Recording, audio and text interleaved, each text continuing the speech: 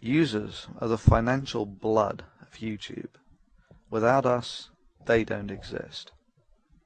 Now that we've established the balance of power, let's see if we can get YouTube to play ball.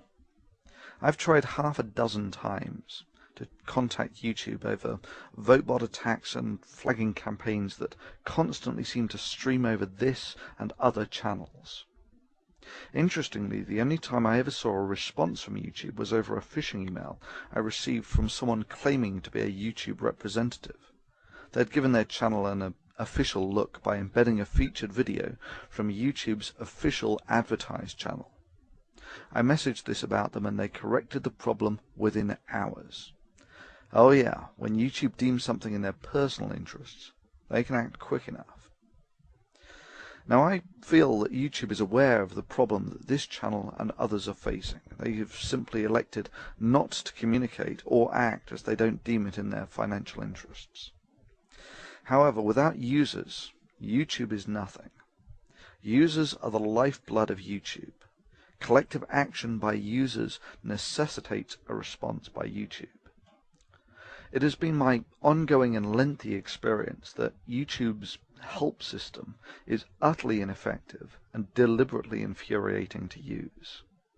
It has become clear to me that YouTube not only reads messages sent to its advertised channel, but rapidly acts on them when it's in their best interests. This is, of course, essential to their financial existence of advertising revenue.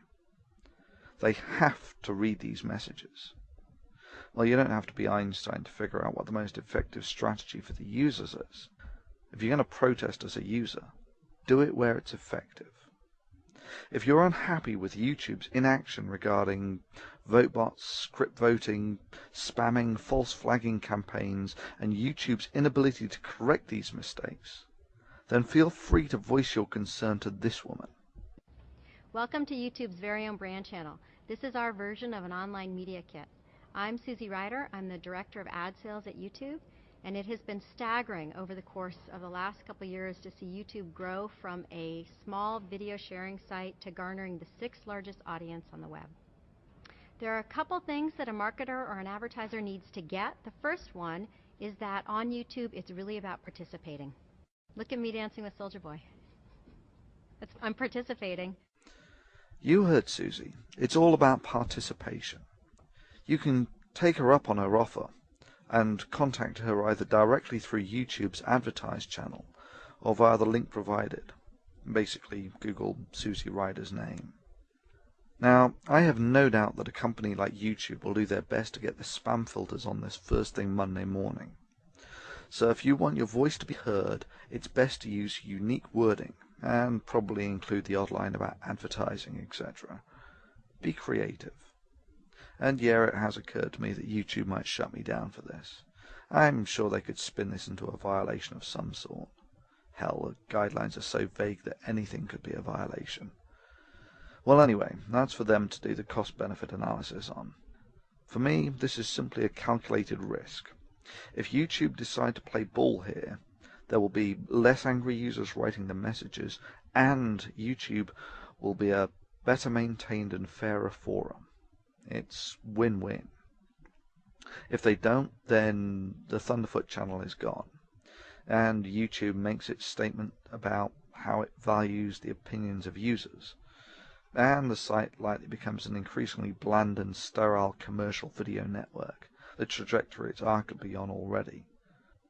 Irrespective of YouTube's actions, the optimum strategy for us free thinkers now is for you to add the big channels as friends.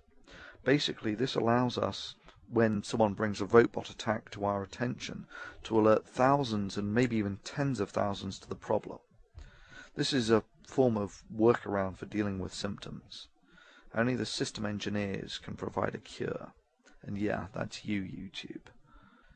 Users, the time has come for you to decide if YouTube's inaction to correct the willful abuse and the detrimental effects that this has had on your experience of using YouTube merits you writing to them. Your collective actions will decide the outcome. To a very large extent, you, the YouTube community, will get the forum it deserves. Success or failure now lie within the hands of the users. It is time to choose your path.